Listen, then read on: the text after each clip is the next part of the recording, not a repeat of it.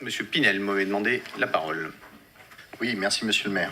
Dans un contexte actuel de crise sanitaire et de crise sociale que traversent nombreux de nos concitoyens, nous avons pu voir que de nombreux élus autour de nous dans les communes avoisinantes, quelle que soit leur couleur politique, ont fait le choix de baisser significativement leurs indemnités.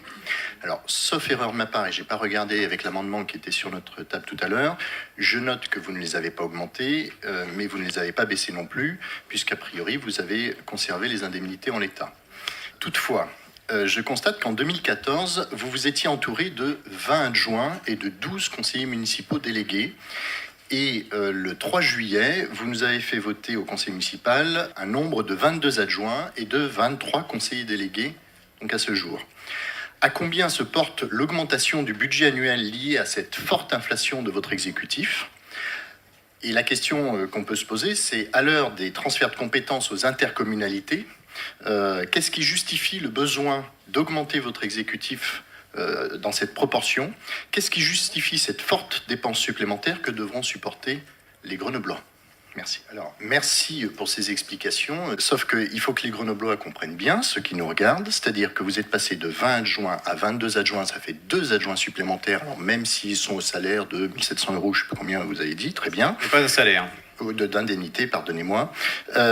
Il en est de même pour les conseillers délégués municipaux où vous êtes passé de 12 à 23, c'est-à-dire 11 de plus. Donc forcément, on est d'accord sur il va y avoir une augmentation du budget annuel de cette enveloppe. Ok, donc acte, on aura probablement les chiffres après, très bien.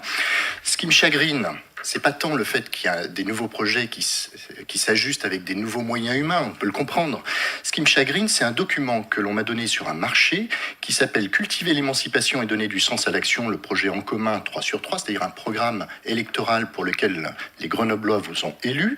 Et donc, dedans, il y a un truc qui s'appelle « Sobriété financière » et avec comme engagement de votre part « Non-augmentation de l'enveloppe globale des indemnités des élus », elle n'évoluera pas plus vite que le point d'indice aux fonctionnaires. Alors ça veut dire très concrètement, soit vous ne respectez déjà pas vos engagements, soit vous allez augmenter les fonctionnaires très vite, sauf que c'est pas vous qui définissez le point d'indice. Excusez-moi du peu, mais quand au premier conseil municipal, quand dès la deuxième délibération, votre équipe majoritaire qui avait été élue sur un programme, vous commencez à ne pas respecter un engagement de votre part, ça me paraît la moindre des choses que votre opposition le souligne. Parce que ça veut dire que vos électeurs, dès le premier conseil municipal et dès la deuxième délibération, savent que vous n'allez pas tenir vos engagements. Point.